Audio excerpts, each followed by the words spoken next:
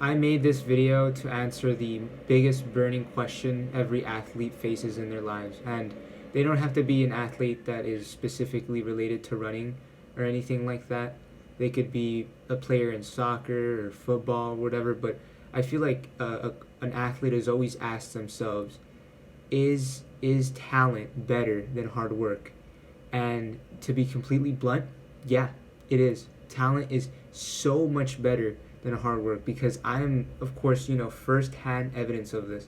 I am immensely genetically gifted in the sport of running. I'm standing at a 6'7" frame, and even though I do have like 500 pounds of muscle and I'm struggling to get in frame here, it took me a couple of minutes to just find the perfect position where my muscles wouldn't just burst out for in front of the entire camera and just intimidate all of you.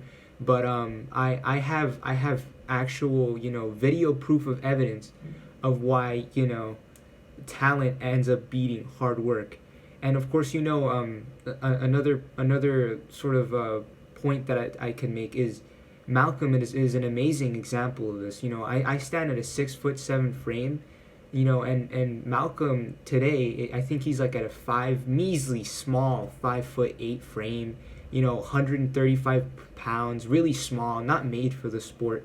But I gotta admit, he's a hard worker. Back when he was in school, he was always second place, always behind me. And he once I came into the school, and he thought he was the fastest. He knew he wasn't the top dog anymore. He knew it was all about me, natural talent. And yes, for those of you asking, I do have a PhD and a doctorate degree, so my opinion does matter, okay? Oh, and I also forgot to mention that there's kind of a story to the video I'm going to show you, because there's this kid from North Hollywood named Emerson, and of course, he had the exact same problem as Malcolm. Measly 5'8", not built for the sport. People told him, really thought that he wasn't big stuff. He wasn't big picture stuff like me. Because I stand at a very intimidating, again, 6'7" frame. I often have to crouch down whenever I take a photo with my friends just so I don't end up embarrassing them. And the real miracle and important part of the story that makes it sound that like I'm kind of like broken at the 800-meter race, which I am, by the way, because I'm a freshman, and I was a freshman, and at the time of the video, he was a sophomore. And yeah, I ended up having an Achilles tendon injury, and I took 2 pills of ibuprofen. I needed a 7-second PR in the 800 to beat this guy, and he was top 1 ranked in the junior varsity league, by the way, and I ended up beating him. I needed a 7-second PR, and I ended up beating him. It just shows how much better I am at the sport compared to somebody like Malcolm or Emerson combined even. And also kind of to give a little bit of background here, I'm in the video I'm about to show you is just I'm the kind of lovable underdog that is extremely charismatic and handsome, and Emerson is kind of like very overarching villain, and it's extremely dramatic left and right. I'm very surprised that the video didn't get nominated for like a Grammy Award or any type of fucking award there is out there. And yeah, that's it. Damn, look at Rico in your class competition. Look at Rico.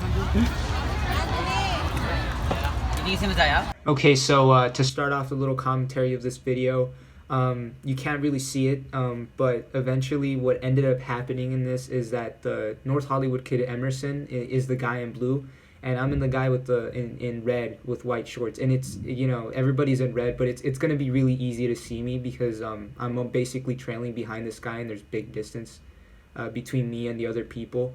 But what ended up happening here is it's extremely emotional, but it just wasn't captured on the high quality camera that fucking Andrew had. Because he had the amazing, phenomenal fucking PhD idea to not zoom in when he was like 50 miles away, like a fucking sniper scope and shit.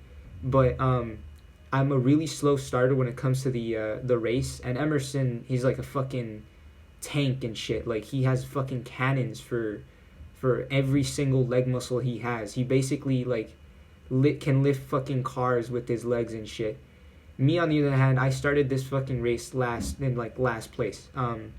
Even though, previously I end up fucking demolishing people in my races, I always start slow. And the tearjerker here was that the entire team moved to the right to give me like space to move in because it was a curve. So they let me move in lane 1 because all of them really wanted me to beat this guy, and there was a lot of pressure from me. But it was just I know all of you are crying from hearing that. It's just such a wholesome moment and stuff like that. Anyways, let's just get on to the video. Damn, look at Rigo, your class competition. Look at Rigo. As you could see there, Andrew's kind of fangirling over me. He just can't shut the up for one single moment. You know, he's like, and shit. You know, it's a very intense moment if you were there. Honestly, I don't blame him. But you know, he kind of is kind of fangirling over me, man. It was a little bit weird. So. Let's go, Rico!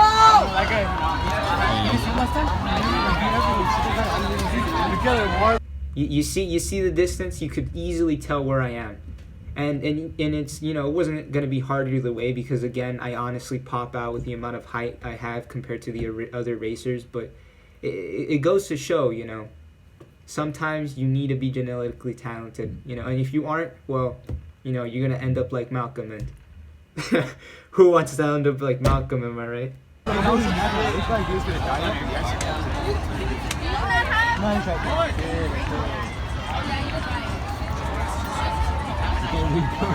like right behind him. Not right behind him. Hurdle crew, please see Coach King at this time. The hurdle crew, please see Coach King at this time. Hey, Malcolm, you got that George Kim King to talk to me? To mention here, to shout out one of my friends, Brandon Hovell. Now, Brandon Hovell is his family has been friends with, you know, his parents has been friends with my parents since like their childhood, and you know he's known him for my entire life. And the weird thing about this story was that he was actually there, which is really weird because it was like seeing your cousin at a track race. It was genuinely weird, and he was checking the track spikes. But the real amazing movie film production thing about it, was really dramatic, was that, you know, Emerson, being the hard worker villain that he fucking was, slipped in a bunch of steroids and shit and just distributed it to the entire team except for me and shit, just to make things way more unfair, because he was extremely scared that I was gonna win and take his fucking league title, which I did either way, so it didn't matter. But the big detail was that he gave Andrew some of this shit, and I don't know if you heard that, but he said I think Rigo's gonna gas out. So that's how you know that Andrew is on some serious drugs. I think he was tripping balls because of those drugs he was taking. Holy shit. Yeah, Rigo, I think he's might die out a bit. Who, Rigo? Yeah. Can't tell, not yet. Again, with the amount of methamphetamine in Andrew's system right now, he's just kind of like cracking up and stuff like that. His brain is malfunctioning. He's losing brain cells left and right and shit. His fucking his arms are just fucking being dismembered because his body's just fucking failing on him and shit. And he's just saying like, you know, Rigo's not gonna fucking win and shit, completely changing from his little fangirl antics later. Again, a little big part of the fucking movie production that we had here. Yeah, Rigo, I think he's might die out a bit. Who, Rigo? Yeah. Can't tell, not yet. Why? Yeah, Rigo's trying a lot just to catch up. But see, the guy's slowing down. No, but Rigo, he has this. He did a safety roll. Who did? Guy right there. Like that. Oh, damn, we got a 65. Alright, now. No, it's too fast. You're gonna die out, both of them. It's gonna come down to a kick.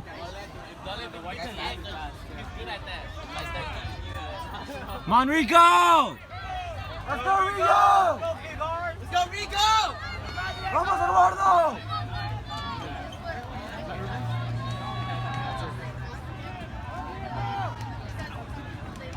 Good, George. Come on, Damien! So I was editing this and I decided that the video was getting too long, and I'm just gonna upload another part of this in a couple of days. So I guess that's it. See ya.